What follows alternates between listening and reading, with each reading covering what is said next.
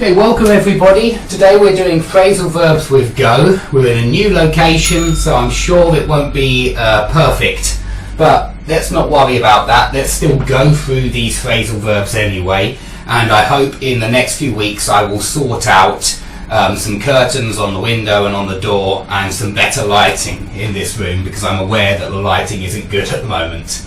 Okay, so let's start with go on. Go on you should be very familiar with. I say this all the time to my students when I want them to keep talking. I say go on, carry on, elaborate. So go on can mean continue, and it's very often used like elaborate, go further into detail.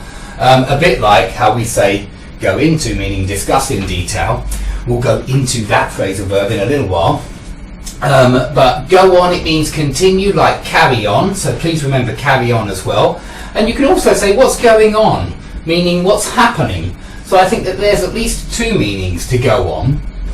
Now, go on doesn't stop there, it goes on, because we have go on for, and we have go on about, and we have go on at someone about something.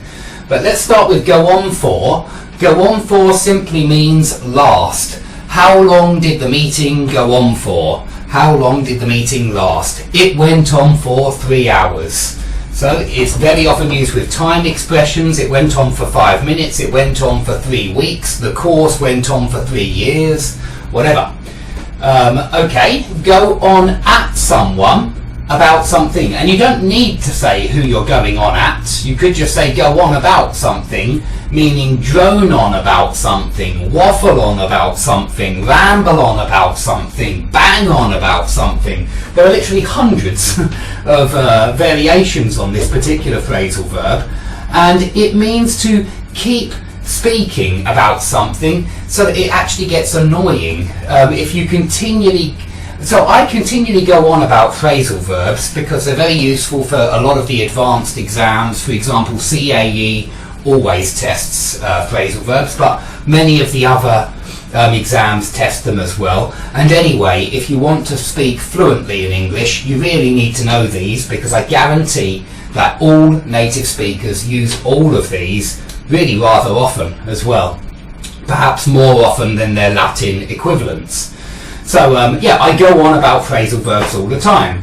But please don't forget keep on at someone about, drone on at someone about, waffle on about, rabbit on about. They're all really good phrasal verbs to remember, and I've gone on about them before in other phrasal verb lessons. Okay, if you go ahead with something, actually it very often has the particle with as well. There's my pen, here's my pen. So I ought to put that in brackets. Go ahead with something. It means proceed with something. So you could say, did the festival go ahead as planned? You can also say, did the festival go off as planned? And that's why I've got happen as planned here. But here it just means proceed. Did it happen? Did it proceed? Was it carried out as planned?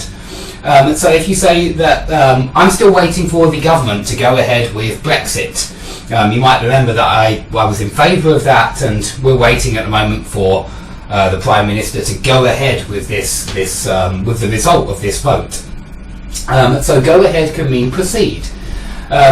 Go through means examine something. You can go through exercises, you can go through phrasal verbs, you can go through a document. You can go through a list of points in, I don't know, in some kind of coursework. You can go through anything really, and it's exactly the same as go over. Examine, go through, go over a document, go through a document, go over some phrasal verbs, go through some phrasal verbs.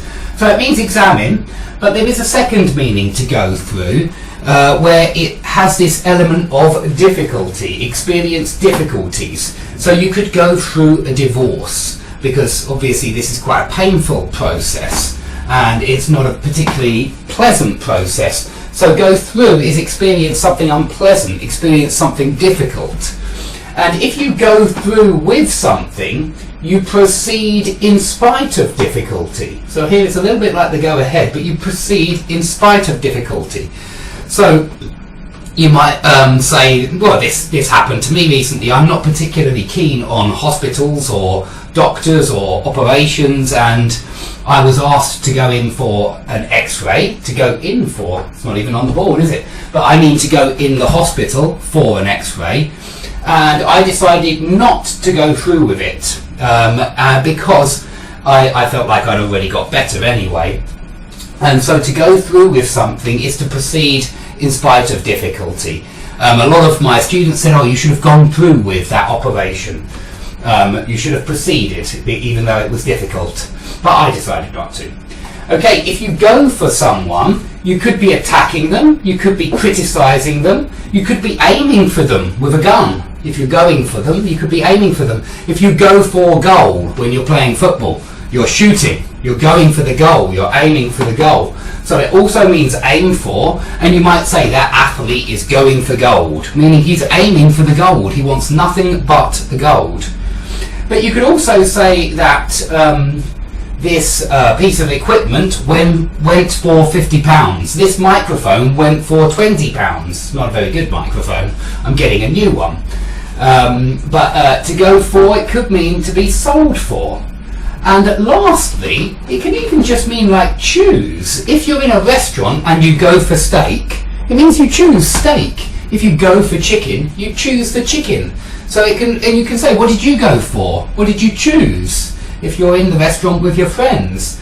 So go for can also mean choose, and I quite often hear it used like that.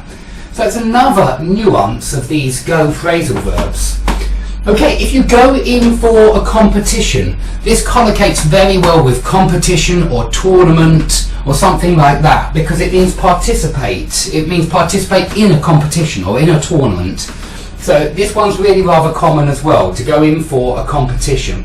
I used to hear my students, when I was abroad, they would very often say, I go in for sports. And I found that a little bit unnatural, if I'm honest. I don't often hear people say, I go in for sports. It sounds to me old-fashioned. It sounds like an old usage of the term go in for. So I'm not sure I recommend using it in that way. But go in for a competition, go in for a tournament, certainly. Okay, if you go without something, you cope with not having something that you usually have.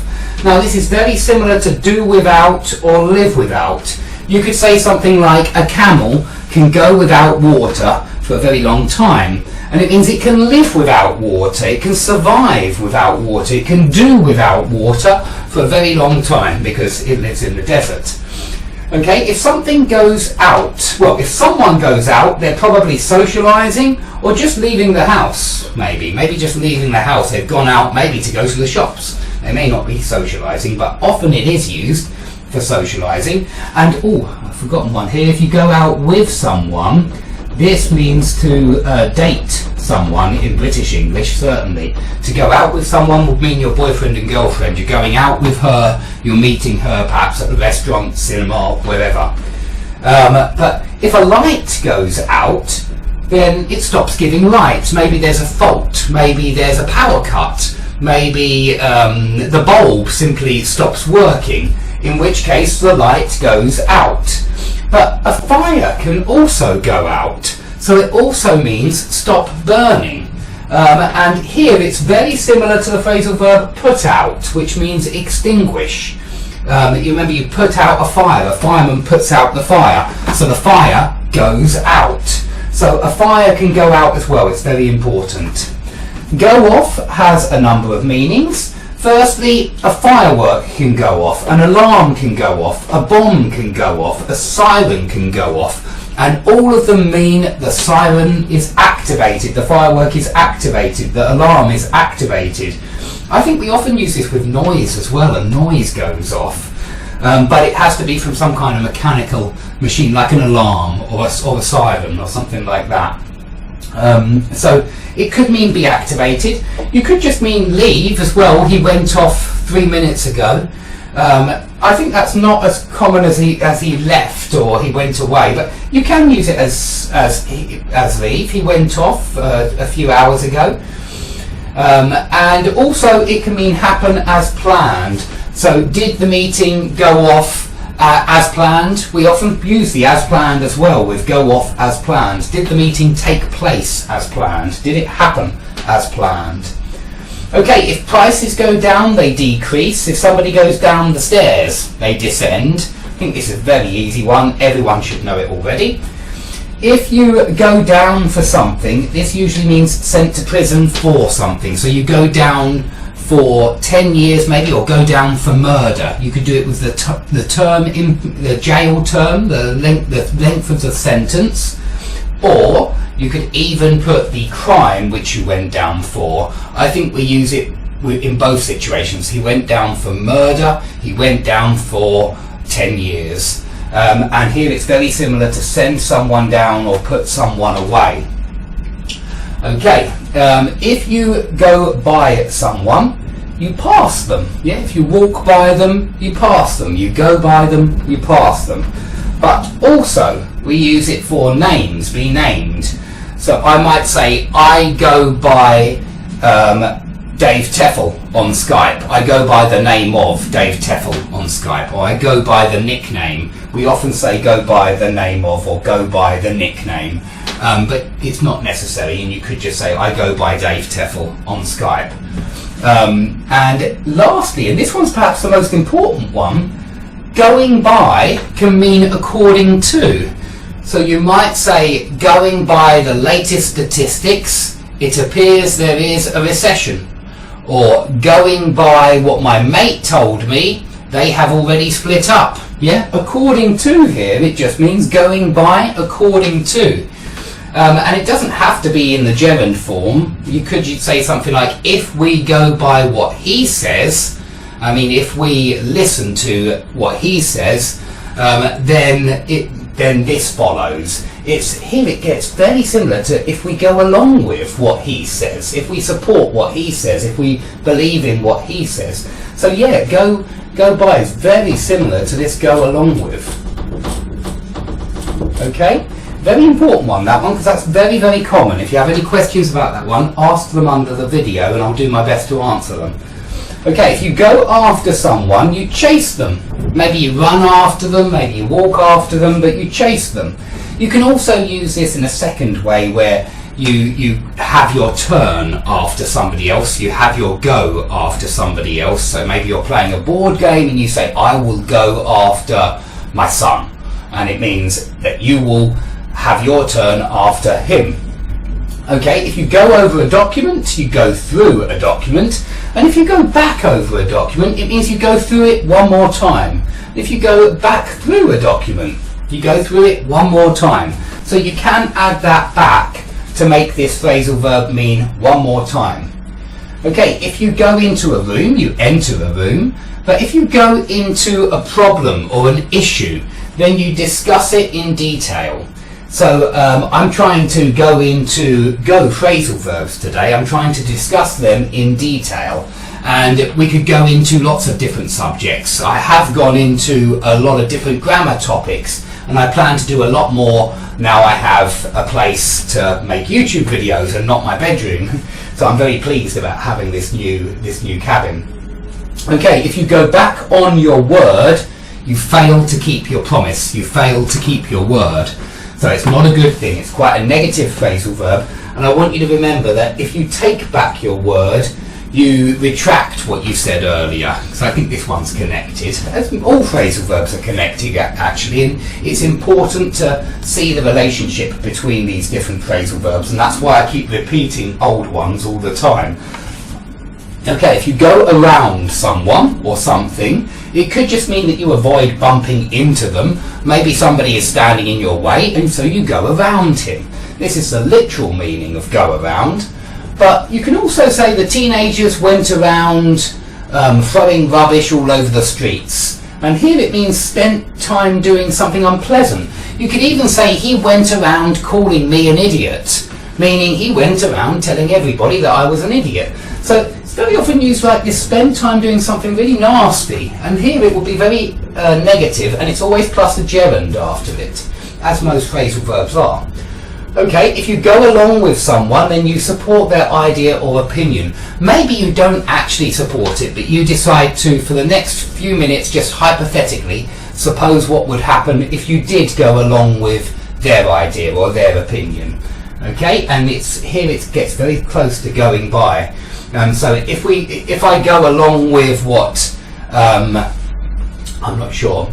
If I go along with what the teacher says, then perhaps the teacher tells me that 2 + 3 = 4. If I go along with what he says, I just agree with that particular idea just for the sake of argument. Okay, I mean, of course it's not true, but this is what I mean. You can go along with someone. It's not necessarily support, but maybe hypothetically support, supposing I did support that idea. But you can go along with someone and support them as well. Okay, and if you go with someone, you can accompany them somewhere. Or if you say your tie goes with your shirt, it means your tie matches your shirt. If you say your shoes go with your jacket, it means your shoes match your jackets. They suit, they go well together. Okay, if you have any questions here about any of them, I may have failed to explain some very clearly. Please ask under the video about any of these words, but please check in a dictionary first. I know some people don't like me telling students to use a dictionary, but I believe that if you don't use a dictionary, you'll never learn new words. You need to use a dictionary in order to check new words, and the best place to see sentences with these phrasal verbs in them is on the internet. I mean, you don't have to use Oxford or Cambridge. There are many places you could use to find examples of these phrasal verbs. So please check first, but ask questions underneath, and good questions I will always try to answer as quickly as possible. Okay, thanks for watching, and I hope to see you all soon.